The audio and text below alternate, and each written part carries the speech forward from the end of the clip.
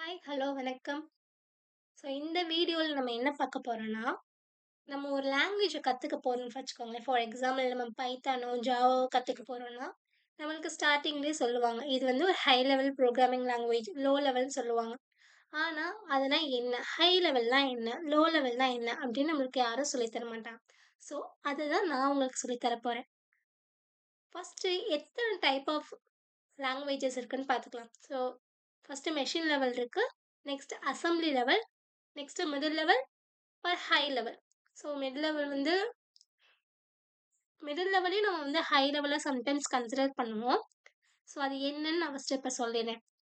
நம்ம low level லாங்குவேஜ்ன்னு எதுக்கு சொல்றோம்னா, லோ லெவல் லாங்குவேஜ் வந்து டைரக்ட்டாவே மெஷின் கூட கம்யூனிகேட் பண்ணும்.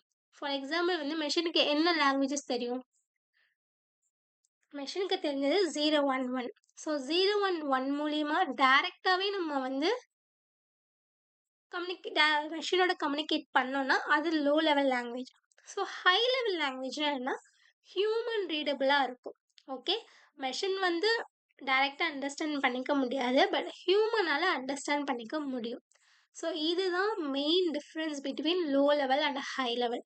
ஸோ இப்போ மெஷின் லெவல் லாங்குவேஜ்னா என்னன்னு பார்த்துக்கலாம். மெஷின் லெவல் லாங்குவேஜ்ல நான் ப்ரீவியஸா சொன்ன மாரி, கம்ப்யூட்டரால ஈஸியா அண்டர்ஸ்டாண்ட் பண்ணிக்க முடியும். Zeros and once. இப்போ நான் இங்க குடுத்துருக்கேன் பாருங்க. 0, 1, 0, 1, 0, 1, 0, 1. ஸோ இதெல்லாம் என்ன நம்மளால ரீட் பண்ணி அண்டர்ஸ்டாண்ட் பண்ணிக்க முடியுமா? முடியாது. பட் வந்து machine can directly understand what we have written. ஆனா நம்மளால பண்ண முடியாது.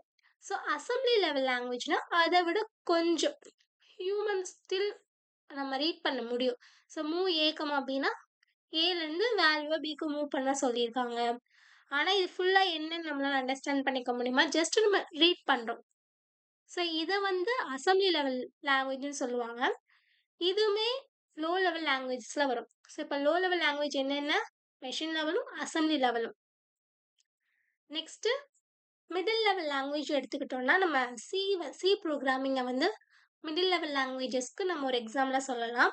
ஸோ எதனாலனா, அதுல வந்து ஹை லெவல்க்குரிய அந்த ஃபீச்சர்ஸும் இருக்கு, லோ லெவல் ஃபீச்சர்ஸும் இருக்கு.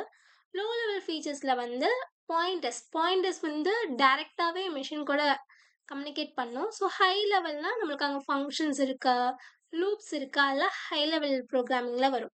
ஸோ இப்போ ஹை லெவல்னா நான் சொன்ன மாதிரி ஹியூமனால ஈஸியா அண்டர்ஸ்டாண்ட் பண்ணிக்க முடியும். So int a is equal to 5 system dot out dot print இது ஒரு ஜாவா கோடு. ஸோ அப்ப என்ன சொல்லியிருக்கோம்? இன்ட்னா ஒரு இன்டிஜர் டைப்பு. ஏன்ற ஒரு வேரியபிள்குள்ள 5 வேல்யூ ஸ்டோர் பண்ணி வச்சிருக்கோம். ஸோ அத பிரிண்ட் பண்ணி பார்க்குறோம். ஸோ இத வந்து நம்ம எதெல்லாம் கன்சிடர் பண்ண மாட்டோம்னா, மெமரி, சிபியூ, ரெஜிஸ்டர்ஸ் எதுவுமே நம்ம வந்து கன்சிடர் பண்ண மாட்டோம். நம்மளுக்கு வந்து அண்டர்ஸ்டாண்ட் பண்ணிக்க முடியுதா? அவ்வளோதான் கான்செப்ட் ஹை லெவல்ல. ஓகே.